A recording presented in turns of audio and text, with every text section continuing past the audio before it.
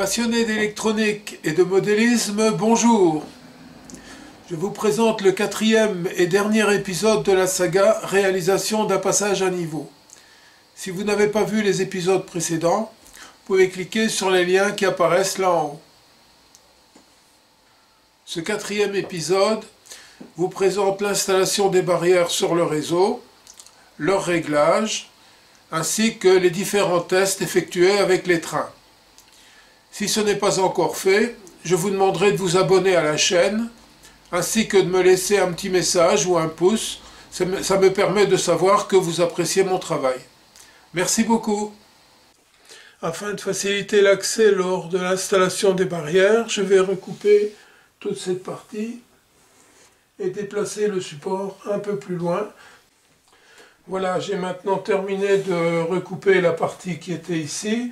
Vous voyez que l'accès à la partie inférieure du passage à niveau est nettement facilité pour l'installation des servos.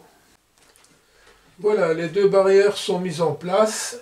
Il me restera maintenant à faire les pièces qui vont fixer les deux servomoteurs sous le réseau, effectuer les réglages et aussi terminer le décor, donc la végétation autour des différentes pièces qui fixent les barrières.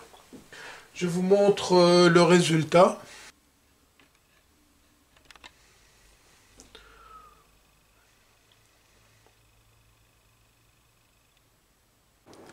Opération suivante, ce sera la découpe dans une tôle en aluminium d'un rectangle de manière à pouvoir passer le servomoteur.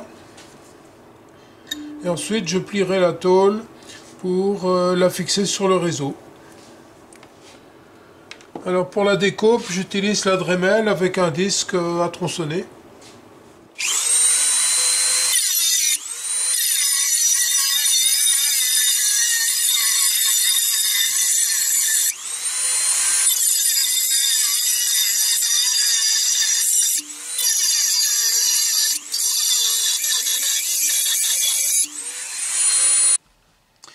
Voilà, les deux plaques sont terminées. J'ai donc découpé le trou pour mettre le servot. J'ai foré les 4 trous de fixation pour du M3. Il me reste maintenant à installer les servos sur les plaques, évaluer la longueur dont j'ai besoin afin de pouvoir effectuer la pliure. Et ensuite, il me restera à tout régler et installer sur le réseau. Afin de réaliser l'assemblage entre le palonnier du servot et la tringle venant de la barrière, je vais réaliser cette petite pièce en laiton. Elle est composée d'une tige filetée métrique 3, ainsi que de la partie métallique récupérée dans un raccord de lustrerie. Je vais maintenant braser la petite pièce sur la tige filetée, ce qui me permettra d'une part de régler la longueur en la vissant ou dévissant dans la chape, et d'autre part, de fixer la tringle de la barrière grâce à la petite vis de cette petite pièce. Tous les réglages vont être effectués à l'établi, c'est-à-dire que lorsque les réglages seront terminés, je pourrai récupérer les deux pièces, la partie inférieure contenant le servot et la partie supérieure, la barrière, les réinstaller sur le réseau sans nécessiter aucun réglage. Pour effectuer ces réglages, j'utilise tout d'abord une planche en contreplaqué de 8 mm, la même que celle utilisée sur le réseau.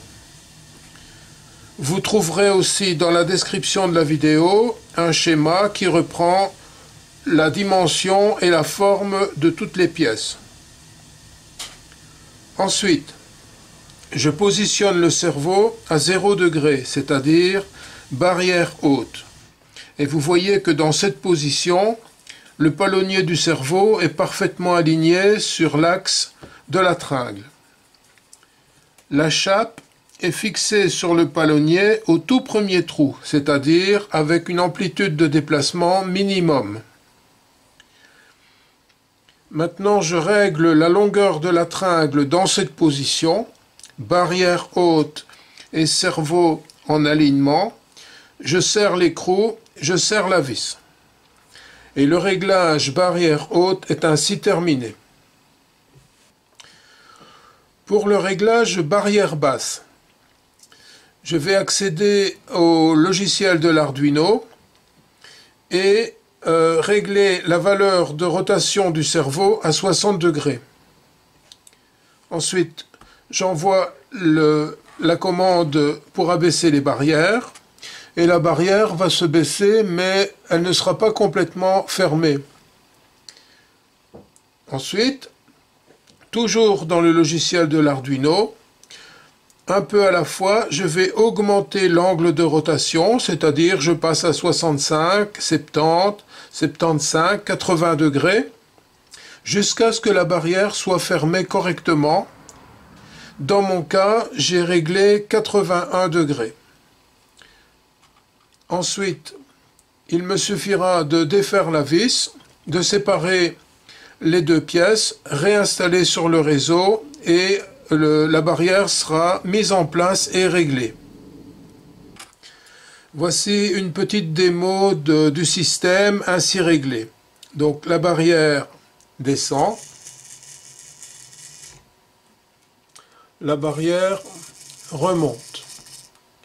Bien entendu, dans le logiciel de l'Arduino, vous pouvez modifier indépendamment la vitesse à laquelle la barrière descend et la vitesse à laquelle elle remonte. Tout ça est très bien documenté dans le logiciel de l'Arduino. Voilà, l'ensemble est maintenant installé sur le réseau. Donc voici le premier servo-commande. Voici le second. L'Arduino avec son petit convertisseur DC-DC. Et vous voyez sur l'Arduino, les deux fils torsadés blanc et noir, ce sont les deux détections de courant qui amènent l'information de présence des trains dans les deux cantons concernés par le passage à niveau. Alors faisons maintenant un petit essai en réel, c'est-à-dire je lance un train de la gare centrale en direction de la gare cachée.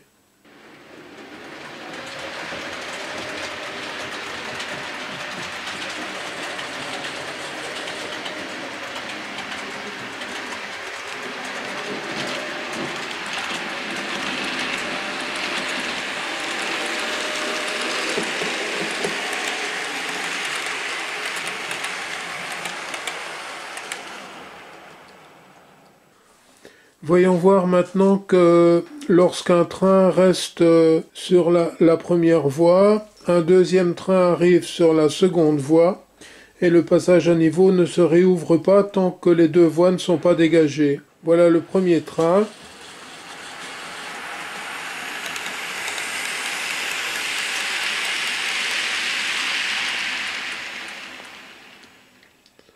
Je l'arrête dans le canton. Je lance un second train dans l'autre sens.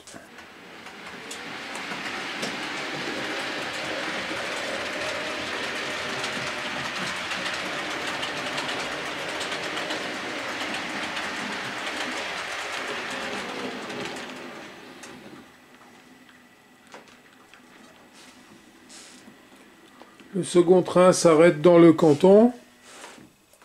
Le premier train repart.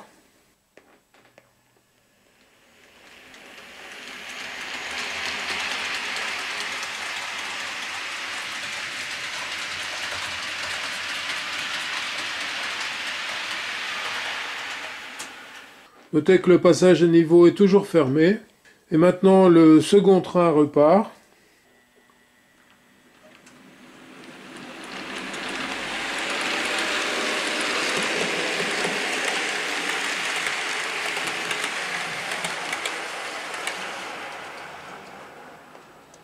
Et le passage à niveau est réouvert.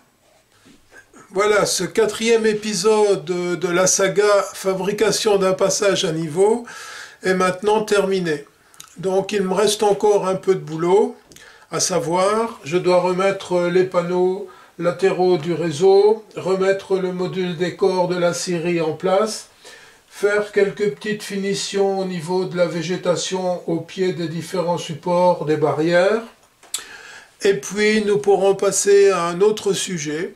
Je vous remercie pour votre attention et pour votre fidélité, et à bientôt dans une autre vidéo.